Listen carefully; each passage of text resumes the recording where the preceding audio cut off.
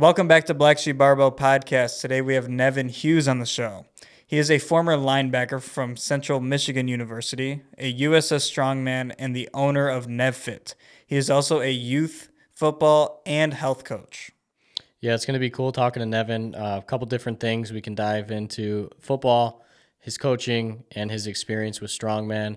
We're super excited to have you on episode 14. 14 episodes. Yep, that's crazy. It's coming quick, right? I know. But we're going to have a great conversation and looking forward to having you on, Nevin. Yep. Welcome to the show. How is it going with your guys' own training, like in terms of your own workouts and stuff? Everything moving well there? Yeah, everything's going good. So the months of October to December, I don't know if you're familiar with Sorinex. So they have Sorinex. So they do a Squat-tober, which is where you're squatting every day. And it's all training utilized to, get a new 1 rep max at the end of the month. So for years, I've been doing Squat-tober every October. November, I dedicate to kind of building the bench. And then they have a Dead-Cember for December. And then this year, they just announced a Benchuary, which I'm assuming is going to be February, where you focus on bench. And so it's like this little timeline every year. I'm looking forward to it, focusing on those lifts. Yeah, no, that's awesome. Yeah. That's super cool, man. That is super cool. It's a that's a lot of dedication. It is. It's definitely the whole month, guy. It's very unconventional, but it's fun. It's always been fun. We see good results from it. It's very community based. A lot of people do it. It's very strength focused. It's not. It's all about that PR by the end of it. Especially like I could tell it's strength focused if you squat and work out through the whole month. Man, that sounds like it is. Yeah. Focused. With you're a strong man. Like that's what I really wanted to get into. How was training for that? How was getting into that? This for USS, right? Yes, in the USS division. Yeah. So I'm going to be just completely transparent here, man. Like I'm just getting started into the strongman side of things, and like, man, it's different. It's so different. It's very, very different, man. And there's a lot of guys that you compete against that have been doing this for years and that love it. And the coolest thing, I got to start with this. The coolest thing about the sport is how encouraging it is, while also being competitive. I mean, it's weird. It's like everyone's cheering you on, but it's still super competitive, and it's like everybody's shaking hands at the end of the day. At least all the competitions I've been to. So man, it's been an interesting journey. I will say that. I started out, football has always been my main thing, man. I started out as a ball player, and then proceeded on to college and played at the Division I level. By the goodness of God, man, I was given the opportunity to play, and man, you do everything you can to make the most of it. And I'd like to say that I did, and God had different plans for me to transition past that and move into something even better. And because after a while, it's like when you're playing for a university and such. The difficult part that no one fully prepares you for is the balance mentally of, this school, you're dedicated to this school, and you're here to work for this school and for this team. And that over time, you start to feel, at least for me, and I can only speak for me, you start to feel as if you're losing that sense of individuality, And I was starting to lose pieces of myself, to be completely honest with you, trying to fit in with, trying to fit in with the hustle and flow of the game. And, I never fully fit into that football culture, to the way the locker room was comprised. And, I was always different. And to be honest with you, I loved the training aspect of football. That's what made me fall in love with football. It was aggressive. It was gritty. It was impactful. And like, man, over time, you just realize like, and there's so much more to life than just hitting people, right? And then it's like, and the way everything happened, unfortunately, Central Michigan University is where I played, and man, COVID definitely changed a lot of college football. And like I said, I can only speak for myself, but man, it was just such a different different experience after COVID had hit and Yeah. things changed so much, and the roster changes and so on. And like, with how it is with ball is like when you're no longer the guy or a part of the group of guys, when you have a new coach come in and he's bringing his guys, and he's got his own guys that he's recruited and talked to, and he's coming in, he's the new coach, and it's like you're recruited by the last coach that was there. Yeah. There's a change of pace, right? Mm-hmm. And then next thing your stuff is put in a bag on the curb, and you got to figure it out. That's literally what happened, man. It's like I got a phone call. It was like, hey, due to COVID, you've had a couple injuries. Unfortunately, this isn't something that we can see moving forward, you being a part of. And they put my stuff in a bag and put it on the curb of the residence hall and the dorm that I was staying in. Man, dude, in earlier talks when I would explain this story, I was a lot more emotional, but now it's kind of like you realize how much clarity moments like that give you. And you got to look at it as, I just believe this, like, no matter how hard it is, everything kind of happens for a reason, like like that door may have closed, but now see like what you're doing now, like you're a youth football coach, right? And now you got your own, that Nev Fit, your company and everything. Yeah. And God's been so good, man. That's where it all stems from. And after that taking place, you got to find a new rhythm, you find a new course of action, find a new purpose, and took a lot of praying and took a lot of grounding, finding ways to balance yourself. And for a while, man, I'm not gonna lie, I was depressed. I wasn't training. I was eating ice cream every day. I was feeling sorry for myself, and I didn't feel like I had a legitimate sense of direction. And there were people along the way that really invested in me. Coach Mark Cox, he's the owner of Grindline Training and Fitness in Romulus. He's been a mentor and a father figure to me for a very long time, and he's a gym owner and a coach and a trainer. He's a motivator, right? And that was a huge encouragement to me also to continue on. But I will say, when football was my career, that was what I just knew I was going to go all the way, and it didn't happen. And I also had some pretty rough injuries that I never fully recovered from. And so my course of action to getting to the training part of it, I had to really take a step back and assess where I was physically more so as opposed to just mentally. Mentally, yes, I had some things to work on, but physically, there was some very real issues that I had to address. I had a little meniscus thing that was bugging me. I had nerve damage, C2 through C7. That was the main part that was injured.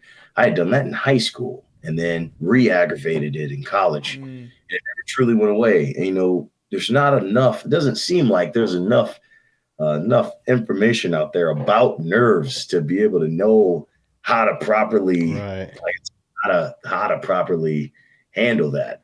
So that was an interesting battle, man, and it affects you mentally big time. And so, but that trash bag, after that got sat on the curb, man, I kept that in the corner of my room every day. And at first, I would look at that bag and I'd just be like, man, dude, I messed up somehow, somewhere along the line. I didn't work hard enough, or maybe I could have done this better or done that better, watched more film or laid more people out or, lifted more weights or, and that's kind of how you think. And then eventually I realized, like, you know what, this is a low point for me, but I have to use this to build upon. Right? Jeremiah 29:11 says, "For I know the thoughts that I have towards you, saith the Lord, thoughts of peace and not of evil, to give you an expected end." In other translations, it says to give you a hope and a future. And man, that's one of the things that I really honestly held on to. And it's like, you don't realize how real your faith is until it is challenged sometimes. Definitely. And man, it put a different rhythm in place, man. And I started working the 5 a.m. shift at Maury Courts, which was a gym in Mount Pleasant.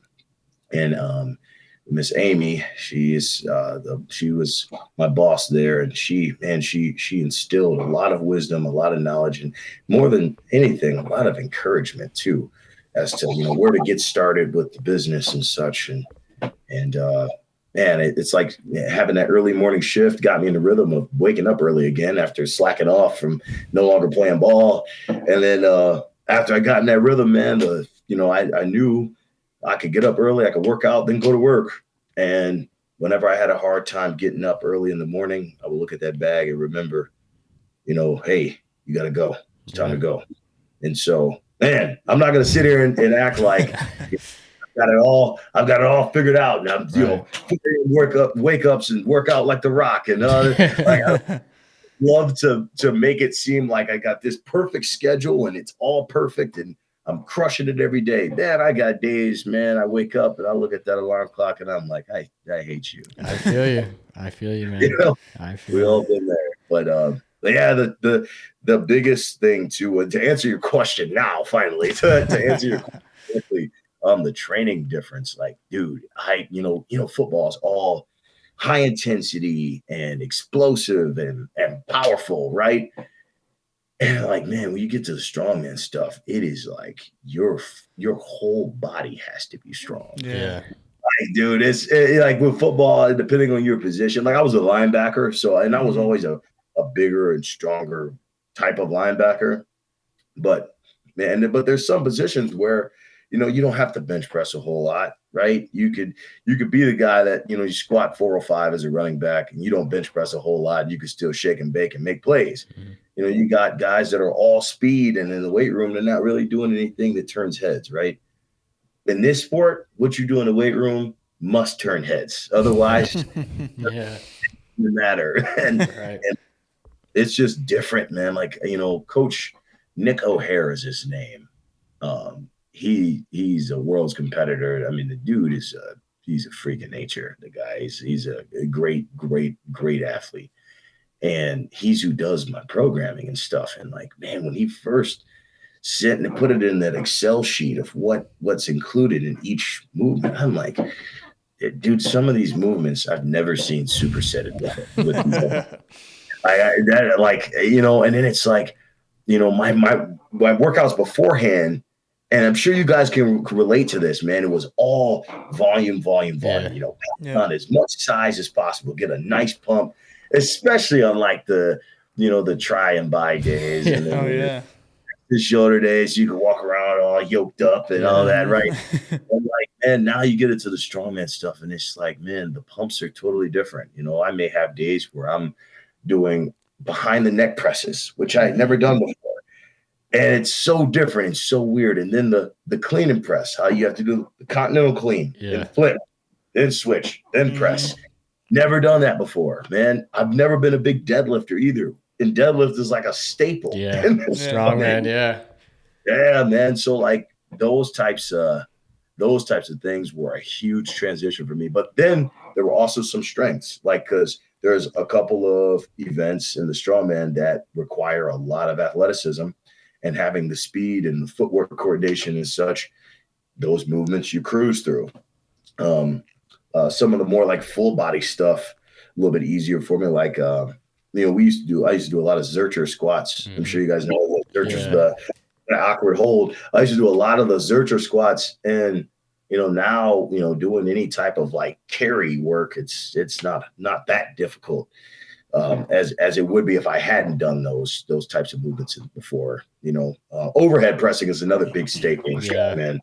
And I never did a ton of overhead pressing either. We did a lot of shoulders, but all of our shoulder work was more battle ropes, medicine ball slams, and everything was more about pushing as opposed to pressing, if that makes sense. Yeah. And man, it's just so different, and I love it. It's because it's a challenge, and it's given me something to really shoot for. I thought about CrossFit at first, and then I saw how much like they do in the water and in the sand. It's all over the place. Yeah, man, I don't know if that's really for me. I think you made a good choice. Those elements are a little out there. I compete at Harbor Beach, the Battle on the Beach, and that's at Harbor Beach every year. That's Coach Nick O'Hare's event that he puts on. And that's just enough elements for me. It's on the beach, it's in the sand, it's 90 degrees out there. That's perfect. That's my like cap on the inclement on the stuff you can't control. So nice. Yeah. What was it? So what kind of sparked your interest in strongman? Is it something you kind of were always eyeing for a while, or? So that's funny, yes, because man, the backstory is one that is you're probably not used to hearing. So when I was done playing ball, and I drew this logo on a piece of paper, and I was working at the front desk in the residence hall. I drew this logo on a piece of paper with a friend of mine, and me and her were drawing these different logos to see what would look cool or whatnot. And I knew I wanted to be a coach. I didn't know what type of coach, right? And, after I gotten the logo done, I made these really crappy T-shirts. And man, dude, they were awful. And I found Shopify online, this online drop shipping platform, and I designed these freaking T-shirts. And I was like giving out stupid discounts to people. Like, yeah, man, I'm starting a fitness business. Just got done playing ball, and like, dude, I want to give you a T-shirt because I'm a personal trainer now. Yeah. And man, it was just the worst approach I could have taken. And my buddy, I got a bunch of these shirts made from my buddy and I. My buddy's name is Devin, and dude, I got a bunch of these shirts made, and I remember I was so excited. I got the box, I gave him one, and he was like, "Dude, this looks like the freaking Nickelodeon logo." It was watermarked. It looked like watermarked. It was all blurry and off-centered, and he still wears the stuff, man. It's just like, that's a true friend, though. He was honest with you. Man. Through and through. And so, man, it was such a weird like growth from there. And so I moved in to a new apartment. And I was of the mindset like, now I'm going to move into this new apartment. I'm going to start a new life. I'm going to find a way to rebuild, and I'm going to take this business with me, and I'm going to try to make something of it. And I want to make this logo mean something. And so I stepped into this apartment, and I met these two dudes. We were all randomly put into this apartment, right? Because we were all still in college at the time. Yeah. So they were still taking classes, CMU, and I wasn't playing ball anymore. And like, man, and that's a hard mental space to be in, because you're walking the halls as a former ball player, right? Yeah. And it's just like, man, everyone knew you as a football player, and now you're not. And so, like, man, my confidence was at an all-time low, and I'm like, I'm moving in, and I'm just holding on. I was holding on to this, right? Emotionally. And I'm like, this has got to mean something to me, and I'm going to do everything I can to make this grow, right? It's my new thing. I walk into here, I meet these two guys that I got randomly assigned with, Brendan and Ben. And Brendan, he competed in the strongman stuff. And I didn't know anything about it. I mean, I watched it on TV here and there, but I didn't know you could compete. I thought you had to like, I don't know. I didn't think about it enough to know what it took to get into one of these competitions. Right. And so he was telling me about like all the stuff he does. And then like, it was weird how the three of us roommates connected, man. We connected on it. First of all, we were talking about, I don't know, you guys know who Jordan Peterson is, right? Yeah. We all connected on that because I'm a huge Jordan Peterson. I love his stuff. I love his content. And so we get talking. Then come to find out, we all, you guys know who the rapper NF is? Yep. Yeah. Yeah, we all are huge fans of him. So we connected on that. Two of the most like out of the box things that people could like possibly connect on when they first meet. And then the guy I'm telling him like, yeah, I play ball at Central. And then one dude's like, I don't work out at all. And the other dude is like, yeah, man, I compete in these strongman games. And I'm like, huh? He shows me the videos. And I'm like, yo, like that looks kind of, This looks pretty cool. Yeah. But at the same time, I'm like, yeah, but that's also something you can do. I'm good. And he was like, dude, we should work out together sometime. I'm like, okay, sweet. So like, bro, and he was like a musclehead too, right? Yeah. And so we just clicked like right off the bat. So we worked out together one time, and I was, moving my way. He was moving his, and he just said, he was like, dude, you need to compete in this, and you're gonna love it.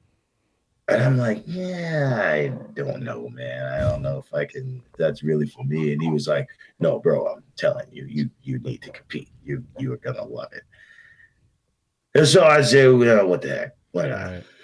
And so then I go to a competition with him. It's at Harbor Beach. This is where I first meet Nick O'Hara, who little did I know would eventually become my coach. I go out to this competition, man. I'm looking around. I'm like, man, these guys are all freaking huge. And I'm like, there's a difference between strongman big and football big. Oh, yeah. Football big is like cut, lean, like fit my clothes good, like fill out a t-shirt tight on the arms, right? Whereas like these guys, man, are wearing 5X t-shirts and like look like their shoulders are so big they can't turn their head around, right? Yeah, there's some big dudes. These cats, I'm just like, dog, like, Brendan, you got me out here looking like an idiot, man. Like, what am I supposed to do here? And he told me, he's like, bro, just trust me. Trust me. Go as hard as you can. You'll be fine. So the event lineup was the car deadlift, the farmer's carry, the shoot. I just remember those two being the biggest events that I really, really liked. Farmer's carry, and the farmer's carry, I believe it was like maybe 300 a hand. Might have been 320 hand, something like that. Wow. It was heavy. I remember that. I think it was 350 hand. It might have been 350 hand that first time. Boy. That was wild, man. And then the car deadlift was 800. And dude, I remember going into that car deadlift. I was all nervous and like freaking out. Oh, and the circus dumbbell. That was crazy. I'm still mad at Nick for that. There was a 170-pound dumbbell. Jesus. And, oh my gosh. You know what I'm saying? Wild stuff, man. And then, but the car deadlift, went into the car deadlift, was all nervous. Brendan's like, you get in, you strap in.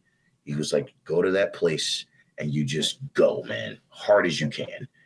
And I went into the deadlift, dude. I ended up getting 800 pounds for 9 reps on the car deadlift. Holy crap. Wow. And that's bro, amazing. My strap broke on the last rep. I was trying to shoot for 10. There's a video on my socials, man. I'm gonna have to find it. Dude, the strap broke and I went flying, man. I was so pissed. I was so pissed. I hit the ground and it was like you hit the ground and you don't feel it. Yeah. You like, and then like the guy goes 10 seconds. And I'm like, oh shoot, I only got 10 more seconds. I try to get up. I had hit my head when I went down. So I try to get up and the guy's like, no, you're done. You're done. That's it, bud. Jeez. That's it. So there was that. And then the farmer's carry, man. I don't think anybody in my weight class, I competed 275 and under. It was the weight class I competed in. Mm-hmm. And, I came in weighing like 250. Wow. And dude, and so I remember that farmer's carry, majority in my weight class didn't even finish. And that you had a minute to go. I believe it was 100. Was it 100 feet? Might have been 100 feet, 50 feet. And in that time frame, I finished in like 59 seconds. Wow. That was like right there. I dropped it like 4 times, man, because it was, it was just a different type of strength than what I was used to, a different type of movement, different type of power. But man, and after that, I was like, Brendan, we will be back. We will be doing this. Fell in love with it, right? Oh man, dude, I fell in love with it, dude. And then like now, it's something it gave me something to shoot for, and not to get all super emotional here, man, but like I get emotional sometimes talking about it because I really was in a very low place. And man, it gave this sport, it was so encouraging, people cheering, and then the guys like that you're competing against coming up to you like, hey man, heck of a job. You know what I mean? Like, and it's like, hey, if you need an extra straps, is yours broke, let me know. Like, just a cool environment, man. And like, I don't know, man. Like I said, I get emotional sometimes looking at it in hindsight because I truly was in a low place and was fighting to build that confidence. As a man, that confidence is everything. Man. Oh yeah, for sure. And I was really, really searching for that. And that was the pickup that I needed. And I had been praying for something. God, give me a sign of something I can do because I don't know what to do just in general. you had them prayers sometimes, man, where you don't have any specifics. You just like, God, I just need you to just figure. need something, right? I mean, you're looking for a sign, you're looking for something to really hold on to. And I appreciate, man, like first and foremost, I appreciate you being transparent with your whole story. I know exactly how it is when, you picture your life to end up in a certain way, and you believe that these things are going to happen, and sometimes it's just not God's plan. And I mean, that's the way that it is sometimes. But with my personal experiences, there's been a lot that has came through that, right? Like I wanted my life to be this way. Unfortunately, things didn't work out, but through God's grace, it's like He gave me all these other opportunities. He gave me these other chances. He introduced me to these other people, and it's like that probably would have never happened if I wouldn't have gone through those trials, right? Through those situations. Very true, man. It's like, my I just, man, you think back and they think about the goodness of the Lord, man. It's like he puts things in place, and the saying, everything happens for a reason. It's like, not only do I believe that, but I honestly believe that there's not a single person that's on this planet without a purpose. And it's like some people, they live their whole lives without ever knowing what their true purpose is. And it's like, man, you don't really know what that purpose is until you do fight for that spiritual attunement, right? And then now that I feel like and this is not to sound, spiritually arrogant, but I feel like I've gotten to that point now where I've found a sense of balance and found a sense of direction with my calling. Now this business has grown to the point where, working with the kids, working with youth football, training kids as young as 8, 9, 10 years old, all the way to working with high school kids, trying to get them ready to take that next step, playing at the collegiate level. Yeah. And like, man, dude, it's been such growth, such growth. And then the relationships you develop along the way.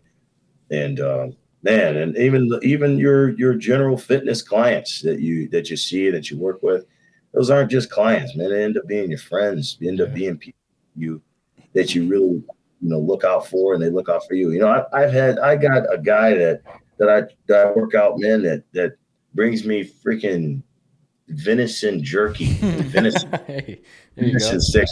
I'm up here in mid-Michigan, man. Yeah. So the guy will pay me in venison, man, and it's like only that special connection can bring about experiences like that, and it's cool, man. And like the entire purpose of putting my name in the business name is because I'm the fourth Nevin, and like my dad's name's Nevin, my grandpa, my great grandpa. I want to have something to give my son. Yeah. There's so much wisdom and strength and power and knowledge that my father gave to me, that my parents gave to me, and like, man, I want to be able to pass that along to my son, along with something physical too. You know what I mean? Definitely. Man, it's like the name Nevin means strong servant of God, and like, man, I wanted to, death and life is in the power of the tongue, right? So I want to be able to, every time you're saying that name, you're speaking positivity, you're speaking power over it, So that's. Yeah. And like something we talked about before is, it's something that your kids one day can look back and look at what you've done, like look through your Instagram or look and see like you coaching other kids, or look how you progress through the years, and like be motivated by you, I pray so, man. I pray so. Like it has been a very interesting road, man. It's very, very interesting, but yet you learn so much along the way, man. And like, dude, it's cool to be able to even sit here and talk to you guys about this type of stuff. Likewise. Yeah, man. This is really, really, really cool. But first of all, I gotta ask this, man. And maybe you can edit this out, but I have to ask, how freaking old are y'all? I just turned 25 last week. Okay. I'm 22, turning 23 in a couple months. Okay, that's what's up. Well, happy early birthday, man. Thank you. 23 also, man. So I hear you.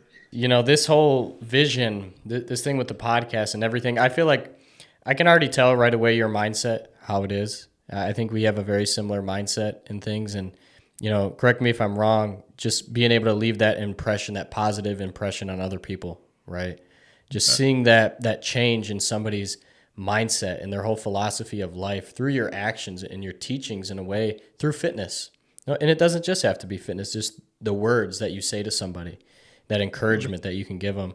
And that's been the biggest thing that we've wanted to do with this podcast. Like this vision of being able to connect with other people through fitness has been something that's been lingering in my mind since I was 14 years old.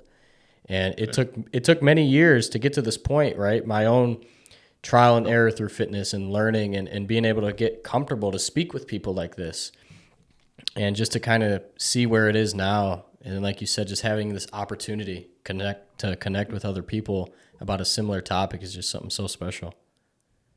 Yeah, very true, man. And it's like, I feel like the entire fitness world changed so much when COVID happened. I mean, man, dude, it's like it really did. Yeah, fitness seemed like it was as big a deal until I know COVID. Man, and then it's like the gyms all closed, and then people realized what they were missing out on. You know yeah, what I I'm know. saying? And like, now we're in a position where, I was playing ball before COVID happened. So I was really dialed into my fitness journey, but I had a reason to. Mm-hmm. And then like when football was over, I had to find a new reason to stay fit. And you shouldn't really have to have any other reason other than to be in good health. But being of that competitive nature, man, I had to find a new course that made sense. Right. Yeah. And it's like, first of all, let me sidetrack real quick. Dude, you look like you need to compete, man. I was looking through some of your stuff on Instagram. Which one? What do you say? Which one of us? Me? Oh. Bro, you need to compete, man. I don't know. Maybe. I'm like, man, the dude is like symmetrical. Yeah, bodybuilding. Yeah. Well, it's funny because I mostly like to do powerlifting style. I just have a high metabolism. Like I just can't keep a lot of like weight on me. So I'm trying to get heavier, and I am. I'm like 20 pounds heavier than I was in the beginning of the year. But yeah, I don't know. I just stay lean, I guess, a little bit. I tell you what, it was a process to get this guy consistent in the gym. I mean, Really? there was a point in time a few years ago, I would always be out in the garage. I have a garage gym. I'd be training. I'm like, Ethan, come on. He wasn't all about it, but then like something just happened in the past couple of years where he got obsessed with it to where now sometimes like, this guy, he's like more into the gym than me. Yeah, I got into it a couple of years ago. I lived out of state for a couple of years, and I developed my real passion and love for the gym out there, mostly because I just had nothing going on. I was like, I'm just gonna go. I had no family out there or anything, so just got into it and starting to fall in love with it. And it's something me and Devin can connect with more on, and now that's all we do. So that's cool, man. That's super cool. But yeah, I appreciate that though. No, of course, man. Of course. I did not put the respect where it's due. I will say that's something I kind of struggle with also. It's not that I'm necessarily trying to put on weight right now. Cause right now I'm sitting I was 266 this morning. So like, it's not now I'm trying to put on weight at this point. It's more so like, I'm trying to feel good. I'm trying to feel strong, feel powerful, make sure I'm focusing on my recovery more than I'm focusing on weight. Or just, getting all the meals in because, golly, it's a lot of eating. Oh, yeah. The eating's the worst part. Man, it's like I'm eating so much chicken right now. I should be able to grow feathers. What's your diet looking like right now? It's a process, man. But at the same time, like I can't complain. First world problems, right? You can't complain. It's a blessing to be able to have that much food. But man. Dude, I got days where I'm sitting there looking at the same bowl of chicken. It's like chicken and rice, steak and rice, fish and rice, turkey and rice. It's just kind of really basic. Yeah, man.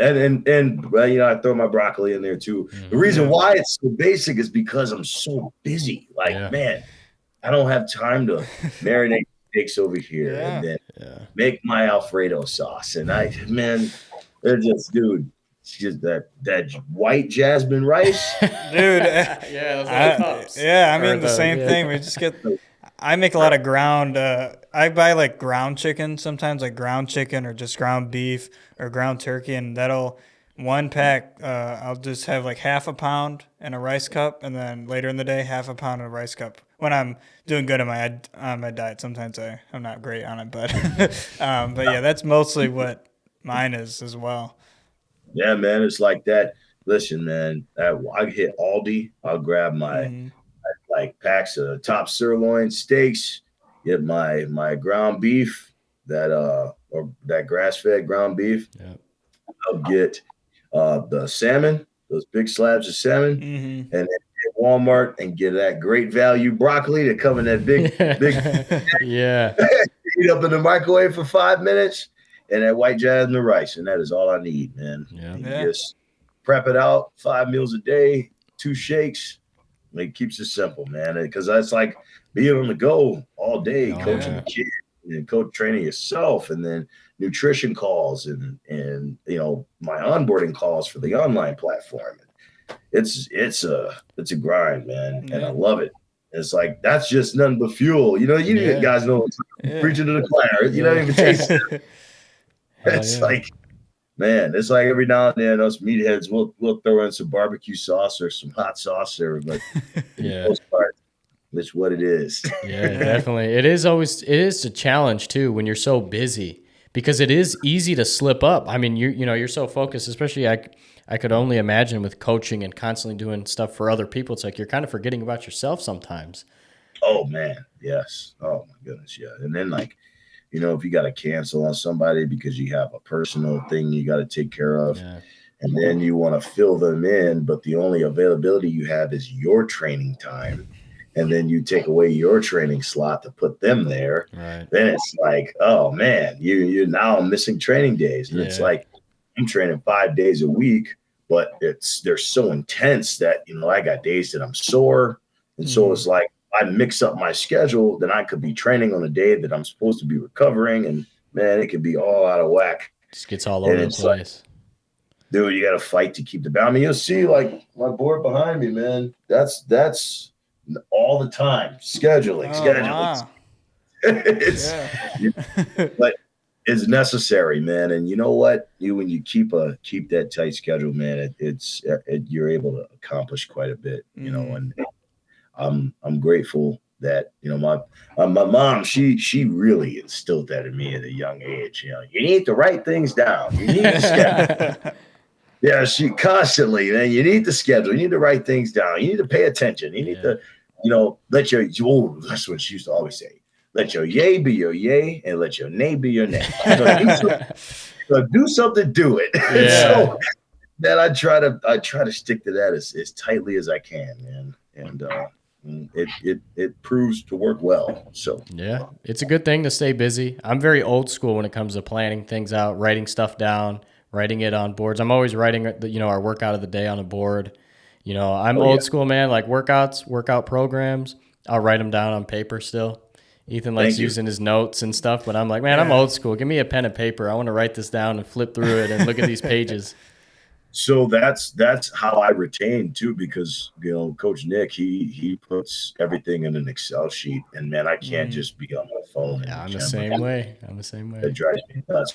And I'll go and copy it down, and after I copy it down, it's almost like I've memorized what to do for the most part. Yeah. But then he's also incredibly specific too, so and so I definitely have to refer back at times. But Yeah. man, the scripture says though, write the vision, make it plain, right? Yeah. So it's like, it literally tells us to write things down, and so there's power in that, man. When you write things down, especially goals, you Mhm. write those down, they Yeah. will happen. Oh I yeah. don't care what anybody say, man. Look, It's look man, at them. Look at them constantly. Remind yourself. And even reflecting, even just for reflection's sake of going back, whether it's your goals or it's a workout program, going back and seeing what you've done and reflecting on it to where you are today. I have books yes, from all the way from 2019 up until now of old programs I've done. And I'll look at the weights that I used to use. And in some of those old books, I'll find old goals. And I'm like, oh my, I hit that. I knocked all these out. And it's just awesome to go back and see all that. yes, absolutely. And it's like, you have to get in that habit of, because all that is accountability. Yeah. You know, you get in that habit of holding yourself accountable for your goals that you set, and you get in the habit also of knowing your ranges, and when you keep track of how far you've come, it allows you to have a very steady course of setting realistic goals for your future.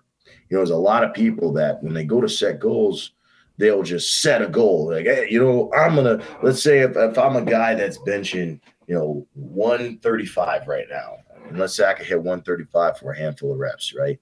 And I'm sitting here saying, man, by the end of the year, I want to bench 315. It's like, man, it may not be a realistic goal if you're hitting 135 for a few reps right now, right? So it's like, let's set a 185 goal. Let's try to hit 185 within the next 3 months. Then and this is what the working sets will look like. This is what your off days will look like, nutrition wise. This is what, your recovery days, your active recovery days will look like. And then it's like, well, this is what I did when I was only benching the bar and getting to 135. This is what I did. And look, right here, I was plateaued at 95 pounds. There's a 25-pound plate on each side for a long time. And then now I broke past that by doing this. I'm at 135. So then now, man, if I get capped at 155 on my goal route to 185, then I can refer back to, all I did was switch up the time between sets. Let's try that here. And then accelerate again and accelerate again and accelerate again. And it's like helps you set more realistic goals and understanding, I'm not gonna burn myself out. I'm gonna take the necessary steps to get there. Especially like the three of us sitting here talking, man. I can tell all three of us in this room, this virtual room right now, are go-getters, high achievers, high producers. And so it's like we all have that habit of falling into I'm going to do this. I'm going to do it as hard as I can. I'm going to do it as best I can. It's got to be perfect, right? Yeah. And then you realize along the way, like, man, dude, it's hyper unrealistic to think that way, Right. because everything has a give and a take, and balance is required in everything that we do. It's like it'd be nice to be able to train 7 days a week and not have to worry about recovering, but Yeah, I know. we have to. We have to. Yeah. We're just like creating those little building blocks for ourselves, right? Those short-term tangible goals, but we're not forgetting about the end goal, the end picture of what we're trying to get to. Absolutely. And that's, I've always liked training that way too. Like, it's like, okay, if on today's workout, I can do another set than what I did last week or the week before, that's improvement, right? It's small improvement, little by little, is going to get you to where you want to be. And just understanding in this game that you can't rush the process. It is a process. The whole thing is a process. Little by little, you'll see the improvements within your volume of training, right? And it's all just working towards that end game goal. Absolutely, man. And to be completely honest with you, being a coach really gives you what the other side of that spectrum looks like. I mean, man, it's like, especially coaching youth and coaching young athletes, coaching middle school guys and high school guys. You got kids that come in and they're a little underdeveloped. They're a little awkward in some of their movements. They struggle with their balance. They struggle with knowing how to be explosive. And then it's like you have to sit down. I get back to the drawing board back here, and I look to map out, okay, what training principles can I apply here that's going to help them be more in tune with their body, because that's what it is at the end of the day, is finding that balance and knowing how to be in tune with yourself. And so it's like, okay, we're going to start off with an eccentric principle. Then we're going to include a time under tension principle. And then I notice with a lot of my young guys, their young bodies respond very well to isometric movements. Helps them get comfortable with the ranges of motion of that movement. So, and it helps me be able to better assess where their ranges of motion are, right? And so when I take the time to really apply those principles and track their progression, man, after a couple of weeks, you know exactly where the weak points are, exactly where the strong points are, and you know how to structure something that helps them develop and helps them learn how and why they're developing in the process. And man, there's power in that, and it's like the power of perspective. It'll really help you ground things for yourself. It's like some days I feel like I'm learning more from these kids than they're learning from me. You know, it's like you'd be amazed the amount of common sense that some of these little guys have, man. Some of the things they say, it really, really resonate with you. Like, man, that was deep. Like, that makes a lot of sense. That's smart. Absolutely.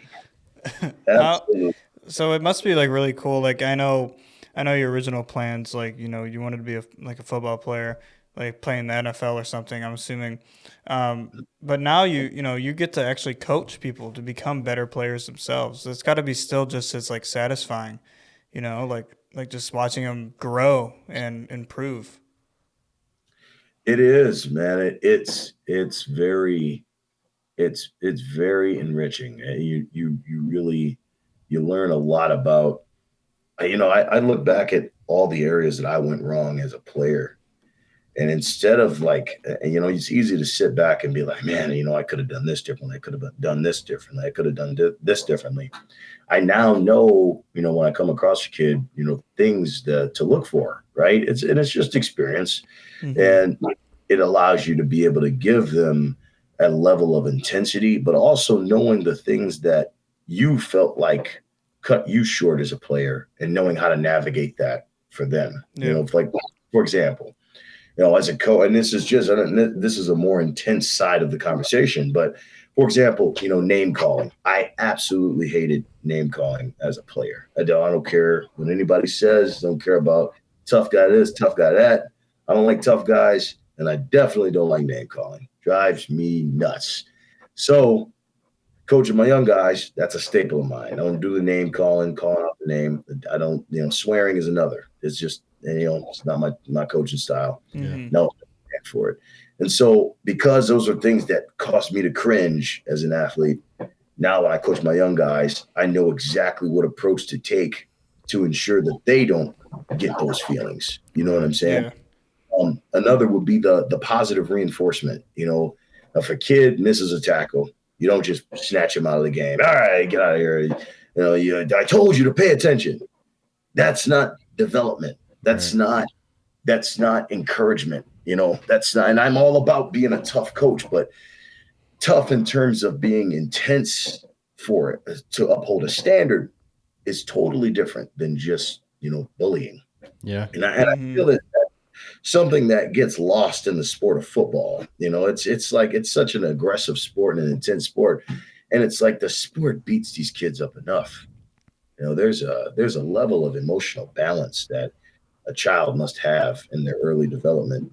And man, it's like, a sport like football can really cause them to change their perspective on how they view themselves, how they view goal setting, how they view competition.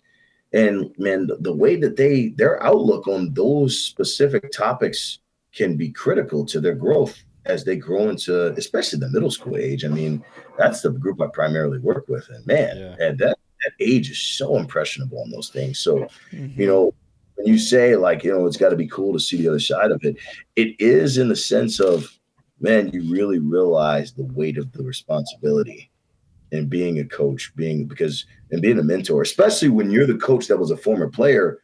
The kids, they listen to what you say thoroughly. You know what I mean? And they come to you with advice or for advice, and they come to you with insecurities, and they come to you with things that they're trying to still learn about themselves. And it's up to you to be able to provide them with a form of vision, on how to make better sense of that. And so on. And man, it's you'd be amazed at how mature the conversations can be with some of those guys. What it is that they're looking for to develop. Yeah. And I think that revolves a lot around, the importance of distributing that respect and being respectful, right? That's the word. Yeah, that's the word for it. When I look back at my own personal experiences with bosses or whatever, old careers, whatever it is, a sport, it's like I've always had much more respect for that guy that's willing to work with me, talk with me, right? And it gets you to the point where I want to succeed because I don't want to let them down, as opposed to when that person is always constantly talking down, towards you, name calling, whatever it is. It's like you kind of lose that respect for them in a sense. And those mentors that you have that are really willing to work with you, it's like, I don't want to let this guy down. You know, he's showing me all this respect, and so that's all I want to give back. And it just kind of gives you that little bit of edge to make you want to work that much harder for him. Absolutely. Absolutely. And it's like, one thing I did with the kids this season, and then Coach Marion, he was the head coach of the Little League, or our 7th and 8th grade football team this year up in Harrison. And man, it's like I work mainly with the defense. And so at the end of one of the practices, I challenged these guys to a race. First of all, just future reference, if you guys ever think about making the stupid decision of challenging a bunch of 7th and 8th graders to foot race you, keep in mind, man, those kids are a lot stronger and a lot faster and a lot more durable than you think. Yeah. It's going to get jumps. There's like 12 of them, man. And I challenged these cats to a race, and, man, it's like as small of a thing that this was. It's like I challenged them to this race, and there was a bet on whether or not we'd have extra sprints after practice if they beat me. And my first 3 steps had to be backwards, and we were only going, I think it was like 30 yards, maybe 30, 40 yards. And I'm not going to lie, it was close, man. It was close. Yeah. We got some speed on the team. And, man, when you saw they were ecstatic in the confidence and the chirping and the puffed chest and it's like, it makes you realize, like, man, this is what the sport is all about. It's about good-hearted competition. It's about, guys being juiced up, guys being a team. And it was, man, that was so cool, dude. That was one of the highlights of the whole season for me, was seeing that. The camaraderie, right? The camaraderie around everybody. Man, camaraderie is what makes football. And I don't care what anybody says, man.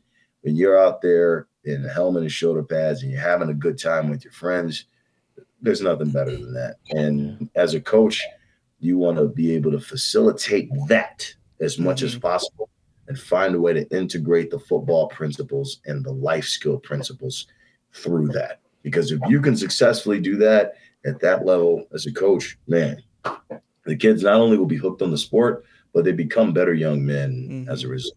Yeah, I think it's similar too to like the gym, like that camaraderie, like going to the gym, like with the group of friends that you brought up, that that motivates you, makes you lift better. I know me and Devin, we have a lot of friends that like to come lift, and those sessions are always just much better than just being by yourself. How is that like with Strongman? Like, I know that you told me on the phone earlier that you're planning to train again to do it again. I think the USS. When is that? Next year? Yeah, so Nationals will be next year, I believe in June, and I'll be in North Carolina. And the Nationals be in June of next year, man, it's like that's a ways out. I compete in Traverse City in January. Oh, nice. Excuse me, I compete in Traverse City in January, and then again in June. So this January comp, I'm jacked up for, I'm prepared for, good, ready 100 miles an hour. But then that next year Nationals, man, I want to walk out of there with a title so bad. Yeah, I think you got it, bro. And I appreciate that. It's a fight, man. It's like, that's a starting point. That'll be a starting point. Yeah. Continue to grow and build from there. But when you talk about the camaraderie, I should touch on this. When you talk about that camaraderie, man, I love the gym camaraderie. I love the gym culture. But like, dude, man, when it comes to training, man, I'm a hermit. I gotta train by myself. Yeah. I can't work out with other people. You get too distracted. Yes, I'm a talker, man. I can't. Yeah. There's sometimes we get into that. I'm like, Ethan, put the phone down. It's like, man, we do triceps. Like, for example, me and my buddy Brendan, man, we'll go in and be like, all right, hey, listen, here's what we're gonna do. The worst part is when we go in there without a plan. That's when it's really bad. Yeah, that's the worst, man. Every gym rat can tell you that, man. We'll be in the car driving. They'll be like, dude, tell you what, we're gonna hit chest and shoulders. We're gonna go dumbbell press heavy, and he'll be like, yeah, super heavy. I'm like, right, heavy. We're gonna go 6 sets of 3. And he goes, no, 5 sets of 5. All right, 5 sets of 5. We're going to superset. We're going to superset that with some crunches. We're going to go minute rest in between. And then after that, we can do like some overhead press work on the barbell. And he was like, let's do the overhead press work on the barbell, and then we could superset that with like delt raises. And I'm like, dude, it's perfect. So this 15-minute drive to the gym, we have it all planned out, right? Yeah. Step into the gym, and we see that they brought in a new curl bar, and they're like, bro, we should totally do triceps and biceps. And then it's like, well, let's just warm up triceps, and then because we're going to need that for the overhead presses anyway, right? Yeah. So let's warm that up and see. Mm-hmm. Then we warmed it up, and because of the bag of Doritos that we split the night before, we got a crazy pump. And it's like, It's carbs. hey, dude, our triceps look good. Let's just hit arms today, bro. We hit arms, right? And then while we were hitting arms, we were in there in the arms. We're like watching Eddie Hall on Instagram, and they're like, bro, Eddie Hall just hit like a 405 Zercher squat.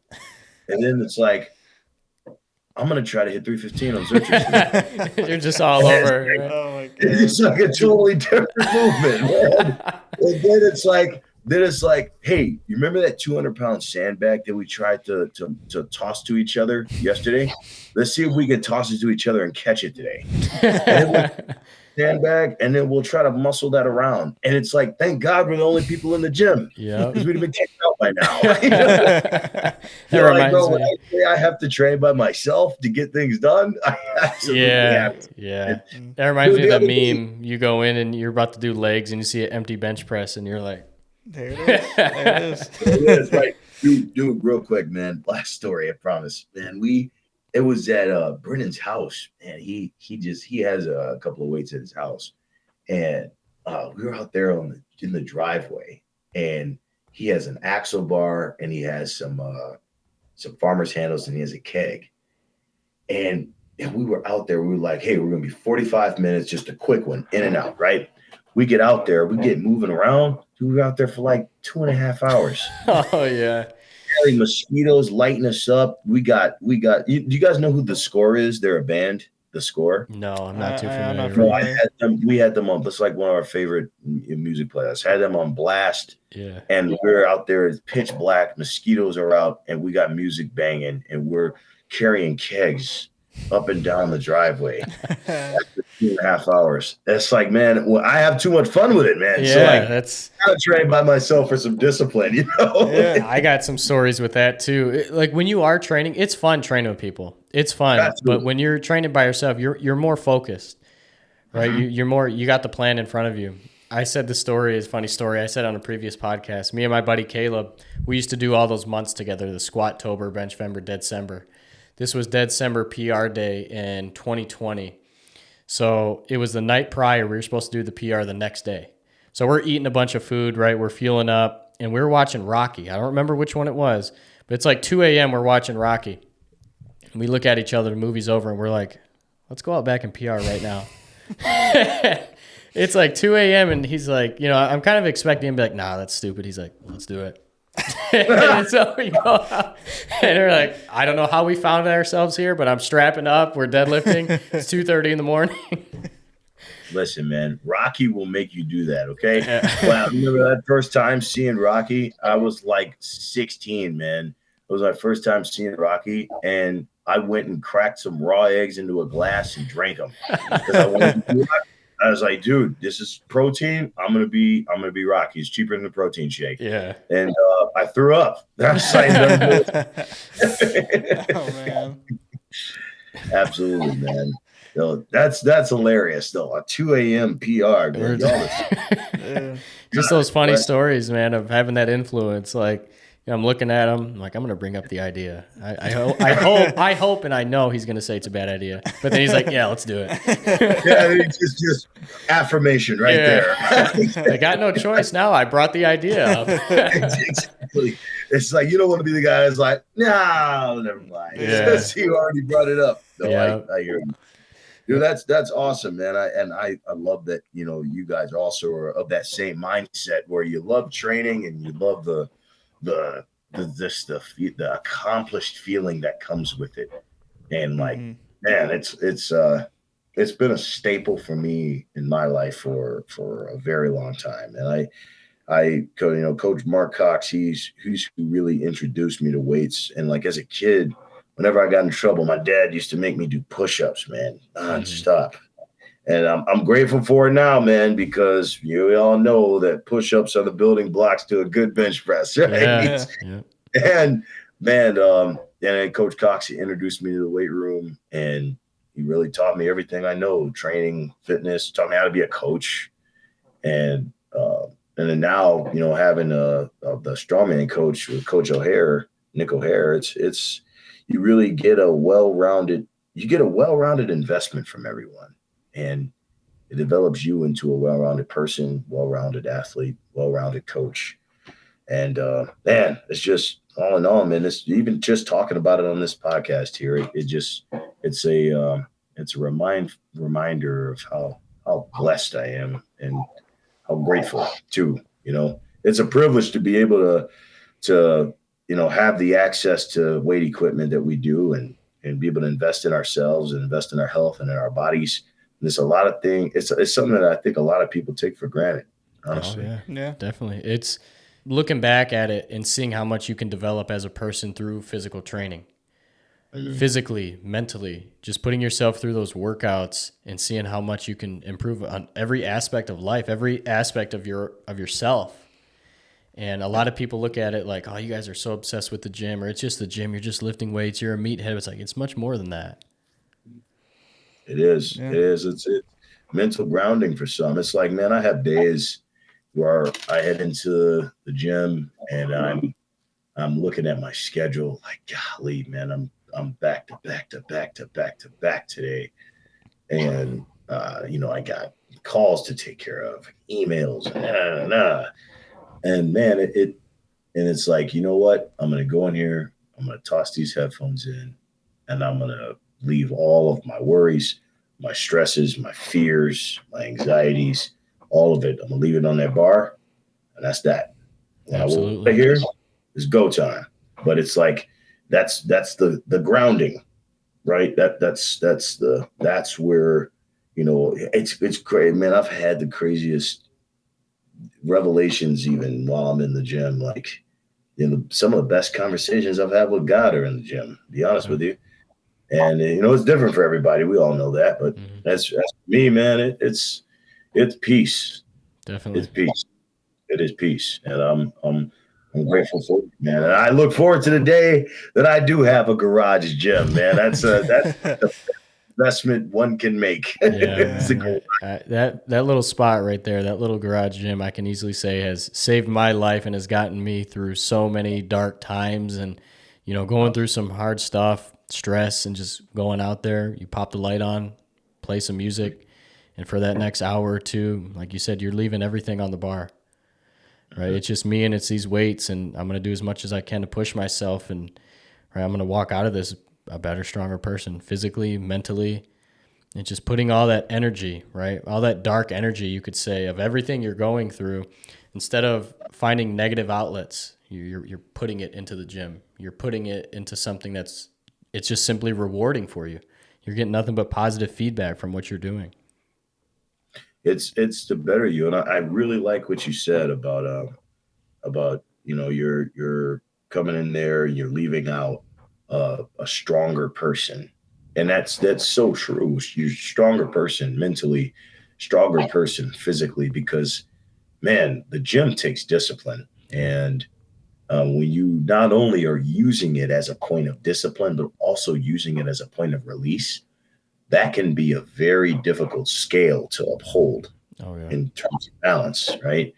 And yet, we as people that are physically active, we as coaches, we as trainers, we as are a voice for gym culture and such, man, it's a standard we hold ourselves to. And it's not necessarily an easy standard. It's like we all got those coworkers or those people that be the first ones to say like, "Oh, you're looking small," or "Oh, you're looking soft." And we've all heard that crap, man. And it's like, man, it's like you have to be your own source of encouragement, your own source of progress sometimes. And it's like the only time you'll really be able to notice it is when you keep track of it, right? So it all stems back to that accountability and how we are able to grow ourselves. And I think that self-growth is one of those things as men, especially, you have to really be in tune with yourself over. There's a lot of men that don't take the time to ground themselves, don't take the time to understand themselves, understand their emotions, understand how they can grow, and not even just in the physical sense, but the mental sense as well. And I think as men, we also don't necessarily hold one another accountable for that growth. Telling one another, hey, let's come to the gym with me, man. Let's that girlfriend that you're upset about, let's go hit the gym and turn that off. That's what this culture is supposed to do. That's 100%. what this is about. And it's like, man, without the gym, I wouldn't have found that second wave of drive. I would have never found it, because there's a difference between being motivated and being driven. I mean, motivation that comes and goes. That's I feel motivated to hit arms every day, but that's not necessarily. I mean, there's not necessarily a benefit in that. Yeah. But being driven is those days where you look at your workout planning and you got Bulgarian squats and Turkish get-ups and core and it's that discipline, man. Yeah, man. That's when you need drive. Those are the days where it's like, this is going to be a crank, but we're going to get through it, right? Yeah, I agree. That's one of the first things I said, our very first episode, is that motivation comes and it goes. You can't rely on motivation. All right, this is exactly the same thing I said the first episode, is because, and that was the number one thing when we first recorded our first episode, is like, I really want to spew that out there, that motivation comes and it goes. You're going to wake up one day, you feel great. Let's do it, right? But what about tomorrow when you're not feeling like that? So when that discipline creeps in, and you got to rely on that, as I still got to work out to get in. I still have a family that I need to tend to. And at the end of the day, you got to uphold those responsibilities, whether you feel great or not. Absolutely. Absolutely. And man, it's like you realize that, there's that the standard that you hold yourself to has to be higher than the standard that anyone else has for you. You have to be the person that really sets in stone, okay, this is what I'm about. This is what's for me.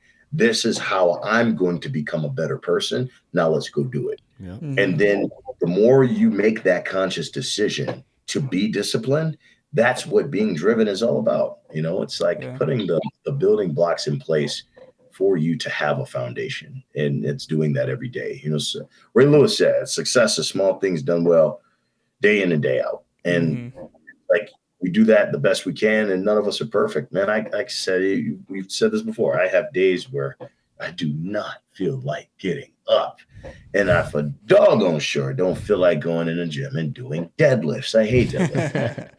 However, it's necessary because I have goals, and I can't be that guy that hates deadlifting every day of the week, but then get to a strongman competition and then try to fake psych myself up for a deadlift. When it's like you had all this time to invest in the mindset of preparing yourself for this, and you fail to do so. You get out what you put in, you reap what you sow every time.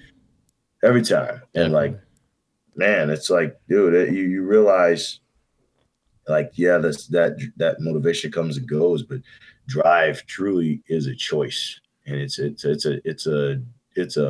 daily one. It's one you got to make every moment. Every day that I drive past Culver's and I see they still have those mixers at a discounted price. It's a fight, man. It's a fight, dude. And then you gotta lie to yourself and say that you're bulking, even though you're not. Dude, it's awful. Like, man, I thought you were cutting. Nah, not today. I don't know what you're talking about. What? Who? Where? Can't hear you. It's all about that that the self accountability. I feel like every single human being, we know what we need to be doing. We know what our goals are, but some of us shy away from it, or we'll find all the excuses in the world to not be able to get that lift in, not eat the way that we should. And there's other of us that we're going to do it either way, right? We have that self accountability where, man, I don't want to do this, but I got to do it. And others, they run from that. They don't like the discomfort. They're going to find every excuse that they can to not do that and not get done what's required of them. Yeah, absolutely. And like people think a lot of times too that with this gym culture and with the training aspect of it, that oftentimes it's more than just the training, man. You got to have that same discipline in terms of your nutrition, but not even just like what you're eating, but even the preparation. Yeah. Like if you know you're a guy that's going to be working a 12-hour day and you're trying to get fit, then that means at the beginning of the week, you're probably going to have to meal prep, right? And so it's like there takes a special discipline to allot the time out of your weekend that you're supposed to be relaxing and get your meal preps done. It's like that's tough, man. It requires mental toughness to be able to sacrifice going to hang out so that you can stay home and cook. It's a lifestyle. So that you're prepared to. Yeah, it's a lifestyle. That's a lot of people don't realize that it's something you have to adapt to, and eventually it's just your lifestyle. It's nothing weird about it. I think too many people are okay with being. How do I phrase this? I think there's a lot of people that have this misconception of I need to relax. I just want to relax. I hear that a lot. I just want to relax. I need to relax. Where in reality, that has to be earned. It's like the rest is earned, in my opinion. And like, God made the world in 7 days, and then a seventh day he rested, but he did all his work. Then he rested. Yeah. And it's like, you haven't finished the work. Shoot. Hey, ain't no resting to be done. Yeah. You got work to do. And so, man, I try to live by that and being a high achiever. And like, I feel that that's the standard God has called me to. And I fight every day to meet that standard and bring others along with it, Definitely, man. Definitely. I've gotten to a point in my life just always trying to stay busy, always trying to knock out goals, start new goals. And I've gotten to a point where, like you said, just being a high achiever, sometimes when I'm like, I got nothing going on or I'm just relaxing, I'm like, this doesn't feel right. No. I feel like I got to be doing something or working towards something. I'm like, this feels weird. Absolutely, man. It's like it's a nomadic way of life. And it's like that's how I believe we are created to be, not even as people, but even as men. Like I feel that that's what we're created to be active, created to be innovative, created to be, created to lead and to empower and to build. And I think strength is a gift, and you got to use it. Otherwise, you're putting it to waste. What God's blessed you with. So and make the most of it. Definitely. All right, man. We're gonna give you this opportunity right here. If there's anything you'd like to share, a message, anything to our viewers, just to kind of leave off on a positive note. Anything from yourself, anything that you'd like to put out there. Honestly, the best piece of I guess wisdom would be what Scripture says: write the vision, make it plain. You got goals. Write them down, pray over them. And most of all, don't just regurgitate a prayer that you heard, or truly take the time to believe what it is that you're saying, and believe what it is that you're doing, and believe that it has purpose.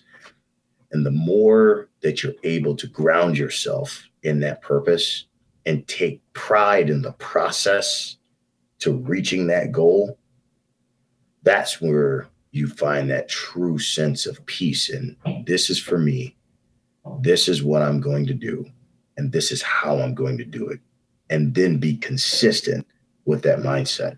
I have seen that work in my life. I have seen that work in the lives of many of the young athletes that I've had the pleasure of working with. And man, growth is a mindset. It's more than just a reality, because it takes that mindset to make it a reality. So Definitely, man. Well, Thank you. Thank you so much, man. It was a pleasure having you on. oh, thank you guys, man. Thanks for reaching out.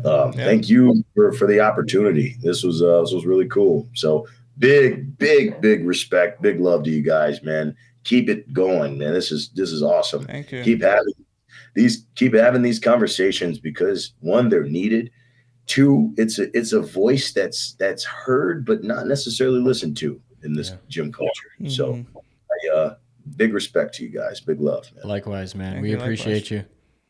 Absolutely. Hey, you guys stay strong, man. Stay in the gym. Keep it hustling. All right. Well, it was great talking to Nevin. You know, a lot of good insight on his experience with getting into strongman, coaching younger children in football, and just kind of his whole experience. You know, very well-rounded individual, and he's had his hands in a lot of different things as far as the fitness realm. Mm-hmm. So we're going to do our traditional outro. Yeah. As you probably saw in the last episode, these things are kind of dead. They're not really working. They are working. I'm not a huge fan of doing this part still because they're just not strong. So I got to order some new ones. All right. I mean, they still hit if I get close to it. Oh, yeah, that one was bad. That was bad. Doesn't hit, man. You know what's weird? It's bad, and then I go back and do it, and it's like not as bad. They're definitely dying. Yeah, they're dying. These are just for show, pretty much. I mean, if I was using them during a lift, they'd probably work, but to like really get that like effect where you're getting smacked in the face, it's just not there anymore. It's not. We'll get new ones. We'll have some new ones on here. Yeah, eventually. Get a whole bundle, fill up the whole table. The whole table. Well, all right, guys. Well, thank you for watching. Nevin, thank you again. You're such a great guest. And, you know, we look forward to actually meeting you one day and working out. That's the plan. Yeah, that is the plan. Man. Going down and even maybe watching one of those strongman shows. Yeah. I think it'd be super exciting, super interesting to see that style of training and seeing the competition, really, I should say. Yeah. But yeah, 14 episodes, Ethan. Man, it's crazy. It's already been since May. I know. Time's flying. I know. 14 episodes. We're going to be at 20 before you know it. I know. And then 100. It'll be crazy. Well, thank you guys for watching. Peace out. Peace.